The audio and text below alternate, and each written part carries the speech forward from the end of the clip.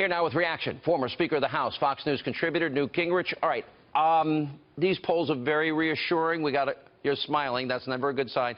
We got a lot of game left to play, but certainly in the last 3.5 weeks, things have changed. I would argue he's on message. He's only comparing his record, the failing record of Obama and Clinton, versus his vision for the country. And I think his outreach in Baton Rouge to the Mexican president, to this church in Detroit, has served him very well. Thoughts? Well, I think, first of all, if you're Trump, you have to feel pretty good at the tremendous comeback from the week after the Democratic convention, when the polls were terrible, people were writing him off, etc. You look at a place like Wisconsin, where they're now tied. That means that Ron Johnson's reelection campaign to the U.S. Senate has a big boost. You look at Ohio, where he's now ahead. That means that Rob Portman's reelection to the U.S. Senate has a big boost. You look at Iowa, where Chuck Grassley's going to get reelected. But this is all coming together in a positive way. But remember, you have 63 days. My prediction, I've been on this theme for a while, my prediction is that it will get better for Trump, it will get worse for Clinton, and to the degree that Trump stays focused on two things: sticking with the teleprompter, which he does as well as anybody I've ever seen, and he's making his points, and he's coming across very, very effectively. And second, continuing to do things that are bold. It was bold to go to Louisiana while Hillary Clinton stayed hidden in Long Island raising money. It was bold to take the Mexican president's invitation and then to look equally presidential in that press conference. I mean, anybody looking at that could say Donald Trump clearly can be president, while Hillary Clinton stayed hidden in Long Island raising money. It was bold to go to Detroit. And by the way, it was very bold to go to Youngstown, Ohio. The largest county fair in Ohio is in Youngstown. Youngstown is historically, Mahoning County is a very Democratic base originally.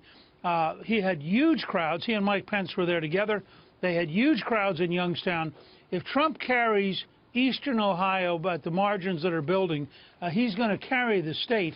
And there's a wonderful cross-Trump, to use a phrase from Bridge, between Rob, who's really doing a great job, Rob Portman, from Cincinnati carrying the suburban areas, and Trump carrying the Ohio River Valley. If they mutually reinforce each other, Ohio could get to be a very good state.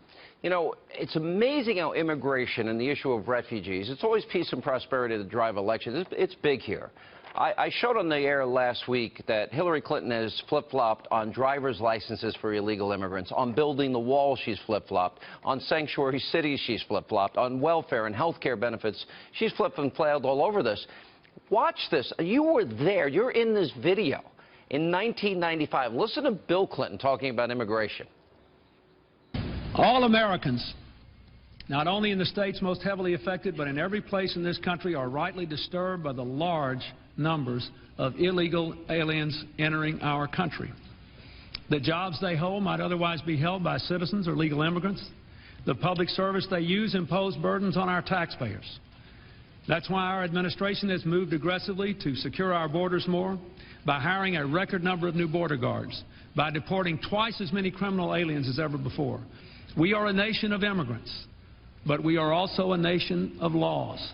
It is wrong and ultimately self-defeating for a nation of immigrants to permit the kind of abuse of our immigration laws we have seen in recent years, and we must do more to stop it. Kind of sounded a lot like Donald Trump, don't you think?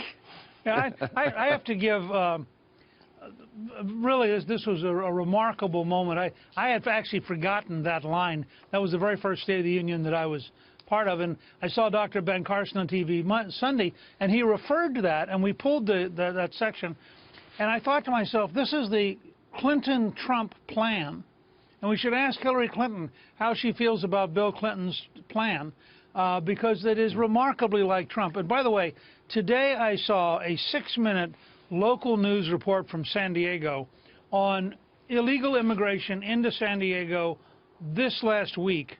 It is so startling, it's unbelievable. Well, we'll play this again tomorrow, but I've got Hillary flipping and flopping and flailing like, you know, John Kerry. I voted for $87 billion before I voted against it on everything involving immigration. Let me go to this other issue. You and I have discussed at length for years the need for the Republican Party to reach out, in particular to the black community, where under Obama, there's been a 58% increase of black Americans on food stamps. Millions more black Americans now are out of the labor force and in poverty. A 20% increase black Americans not participating in the labor force. Jesse Jackson, they ran this ad about Trump and the KKK and the Confederate flag, but this is what Jesse Jackson said about Trump. Does this help Trump? I do want to express thanks to you, Donald Trump, for being with us tonight. We need your building skills, your gusto, your rent package for people on Wall Street who represent diversity. And we thank you for coming tonight. Let's give Donald Trump a big hand. In terms of reaching out and being inclusive, he's done that too. And created for many people a comfort zone. When I ran for the presidency in '84 and '88, he came to our business meeting here in New York because he has this sense of the curious and a will to risk to make things better. 1999. I've been to Trump Tower. I see the people and the diversity of people that work there. I think that kind of takes the sting out of that phony race-baiting ad that Hillary's campaign is using. I think the Trump campaign would be well served to take that clip, put it on every black radio station in the country, and say, who are you going to believe? You know, Jesse Jackson or Hillary Clinton? And you're exactly right. By the way, Jackson refers back to meetings with Trump in the 80s when Jackson was running for president. He said, Trump came to my business meetings because he was openly curious about what was going on. So this idea that the speech in Detroit is a sudden, you know, last-minute event, Donald Trump has been concerned about in solving America's problems for his entire business career, talked about it in the 80s, got the cover of Time magazine in '89, because he was more than just a businessman. He's tried to figure out how to help the country, and well, let me ask this. Go ahead. All right, Clinton aged 327 times. They didn't remember information about the private email server. 327 times. Hillary couldn't remember 40. One of the excuses she made is, well, I didn't know if I was briefed because, and we'll get into this later, because I had a concussion in 2012. Now, I want to say that in light of, here's the media on her plane, and these are the questions, the media, the real tough questions they've been asking her. Welcome to our big plane. It's so exciting. What do you think? I think it's pretty cool, don't you? You're supposed to say yes. Are you glad to have all of us? Amy wants the camera. I am so happy to have all of you with me. Have you missed us? I've been just waiting for this moment. How was your Labor Day weekend? It was good. It was really good. Yeah, we had a good time. The last moment of Happy Labor Day. I know, it's exactly right. Do you have a Labor Day message? Oh, I do. You'll hear it. I definitely do. So she can't remember. She says her concussion caused her to forget all of these horrible things about her, and I'm thinking, you can't come up with a better question than that, or the pay-to-play scandal in the Clinton Foundation? Well, but you're asking the elite media to be other than who they are. They are essentially the offensive wing of the Democratic Party. They're totally connected to the Democrats.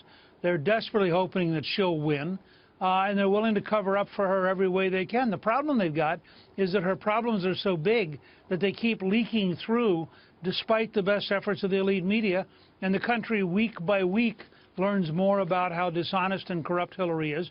Again, think about this. I mean, if you're Donald Trump and you're preparing for a debate and you're going to face a person who cannot remember 46 times and who lies routinely, how do you prepare to debate that?